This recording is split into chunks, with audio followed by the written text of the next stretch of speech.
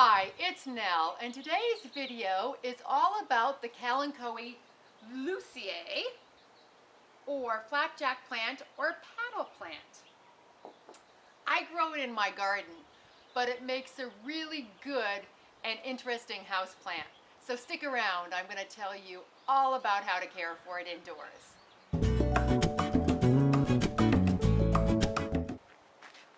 I've already done a video and blog post about it growing outdoors, so I will leave the link to that down below if you live in a temperate climate like I do and you want to grow it indoors. But this one I've been growing indoors and outdoors, and it's doing just fine. You can see it's really interesting, and it has this tinge of red. It's just beautiful, and it had some little babies coming at the base too, and I started this one from a cutting. I will talk about that later. But in terms of light, you want really, really bright light for it. You need the bright light to bring out the color in it. So if it's near a west or a south window, not in the window where it could burn up against the glass, but maybe this far away or so from the window where it's getting lots of nice direct sunlight, that'll be best for it. And mine is planted in a succulent mix, so it drains really, really well. And indoors, you would water it about every 2 to 4 weeks, depending on how warm your house is or the conditions. I've done a video about all the variables that go into houseplant watering, but succulents you want to keep really, really dry, especially if it's in a potting soil, because potting soil is heavier, so it's not going to drain as well. And ideally you want to water it and let the water drain all the way out, and then let it dry out by at least a half to 3/4 before you water it again, because these succulents store water in their leaves and stems, and you can tell by just touching them, they feel really fleshy and really spongy. So that's all the water stored in there, and that is their mechanism for going for months without having any water in their native environments. These make great house plants because they can handle the dry air in our homes, because they are succulents, but not all succulents do as well indoors as this one does. Of course, the ever popular jade plant does great indoors, the aloe vera, hens and chicks, and there's a couple others, but I found that this one does just fine. And if the temperature of your home is comfortable to you, it's going to be comfortable to your house plants. That's what I always say.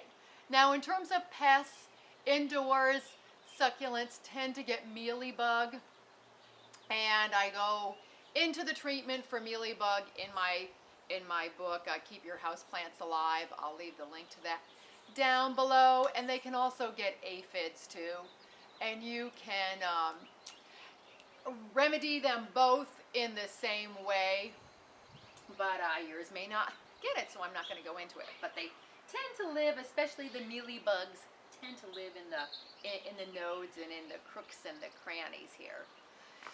In terms of fertilizing, hardly any. It's best to fertilize it in spring sometime. You never want to fertilize going into the fall or the winter, because that's when the plant is going to rest. And you can just use a liquid, organic, all-purpose houseplant fertilizer. That's just fine. And 1 dose of it a year will do just fine. I just want to warn you that indoors they grow very slowly. And you might be able to find one at your local garden center or at a big box store, but you can also order the cuttings online at Amazon or eBay just by Googling Kalanchoe luciae cuttings for sale or plants for sale, and you might get something about this size.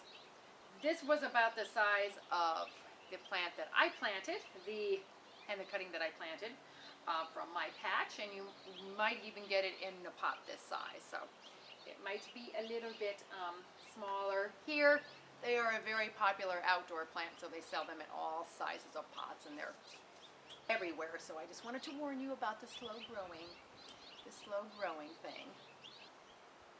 And they do flower, by the way, but they're not grown for their flower. They're grown more for their interesting foliage and interesting form. Mine do flower. It's a very tall stalk with tiny little yellow flowers on the stalk. And also there's a white powder on the plant. Don't be concerned. It's not anything to worry about. It's actually a mechanism that the plant has to help retain water in those dry periods. So don't think it's any kind of a chemical or any kind of a insect residue or anything. It's just something that the plant does. I hope you have found this video helpful and informative about this oh so fascinating plant. I love this plant. It's one of my favorites. There's also a new variety called Fantastic, which I will leave a link to down below so you can see that. It has all kinds of multicolored foliage. It's really fun. I don't have one, but I think I need to get one. So please subscribe because we have a lot more videos coming your way about gardens, gardening, plants, flowers, all kinds of fun stuff. And now get out in the garden and let's make the world a more beautiful place. Thank you so much for watching. I really appreciate it. Be sure to come back. Bye.